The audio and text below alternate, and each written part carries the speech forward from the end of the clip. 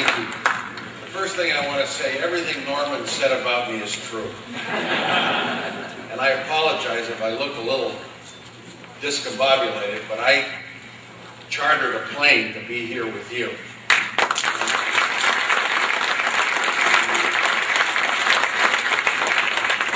And shortly after a brief meeting, I have to keep going in this campaign. But thank you very much to Norman, to the Arab American Institute, National Leadership Conference.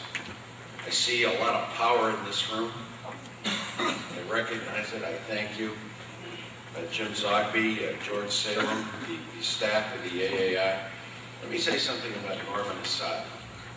Because many of you come from states where most likely the Arab American community is substantially larger than in New Mexico. But Norman, what he's done in his leadership on issues relating to transportation, I appointed him as a key member of the Transportation Commission in our state, which basically means that he oversees close to a $2 billion road and commuter rail project that we had in New Mexico. In addition to that, he has been a dramatically strong leader in the Democratic Party, making sure the Democratic candidates for the House and Senate and any offices recognize the importance of the Arab American community. So, Norman, I thank you for the introduction to everyone here.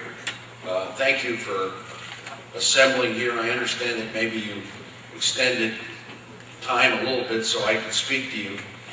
I want to talk about issues. I'm not going to give you the stump speech. If you want it, it'll take an hour and a half. But I want to talk to you about the Middle East. I want to talk to you about diplomacy and dialogue in Syria. I want to talk to you about Lebanon. I want to talk to you about peace in Iraq. I want to talk to you about where I see our country today, the dramatic and incessant reduction in our civil liberties. And so if I don't give you the why I'm the best speech here, it's because I want to talk issues. I have been, as Norman mentioned, a congressman, UN ambassador, energy secretary, governor of New Mexico.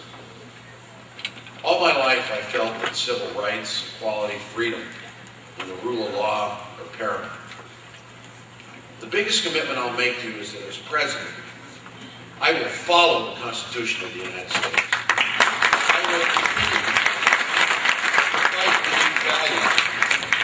I will preserve our nation's hallowed faith in the principles of human dignity. Today, the biggest issue affecting our country, I believe, maybe internationally Iraq, but here in our country, the erosion of our civil liberties is not just something that is felt by minorities. It affects all Americans. And it eats away at our moral power as a country. We've compromised our values in this country by allowing domestic spying, by allowing racial profiling, by allowing ethnic discrimination in the name of homeland security. And America must reject un-American and indecent practices like torture. We have to repeal measures in the Patriot Act that violate human rights and civil liberties. No more torture, no more extraordinary renditions, no more eavesdropping on our own citizens without a court order. And the first day in office, I will close that symbol of American oppression. It's called Guantanamo. All our secret prisoners. I will not go to war unless I get the consent of Congress. I am committed to defending the freedoms of every American.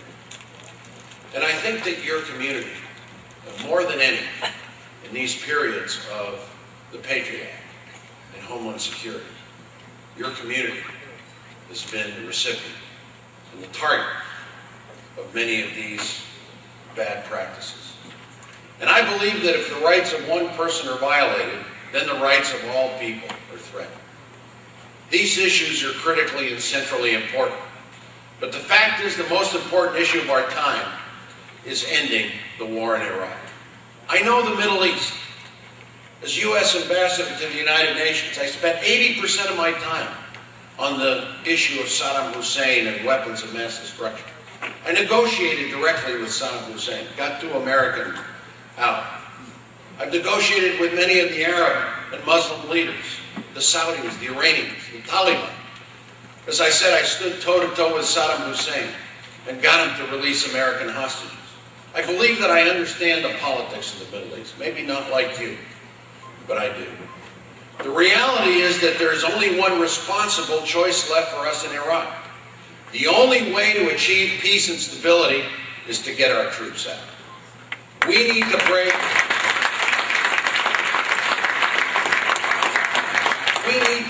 the political stalemate that is perpetuating the killing in Iraq. And to do that, we need to get all of our troops out. All of them. We cannot leave any residual forces behind. Only when we make it clear that we're leaving can we expect the Iraqis to make the tough choices necessary for reconciliation.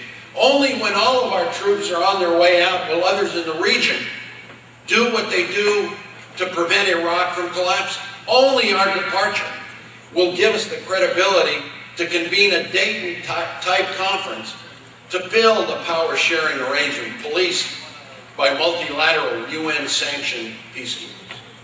Also, I disagree with the notion that Americans can force a solution on the Iraqis. The road forward for Iraq must be chosen by the Iraqis. If we expect it to hold, a soft partition maybe is the right solution, but it's not up to us to dictate the future of Iraq's government structure. Hastily devised, foreign-imposed partitions have had catastrophic effects in the past.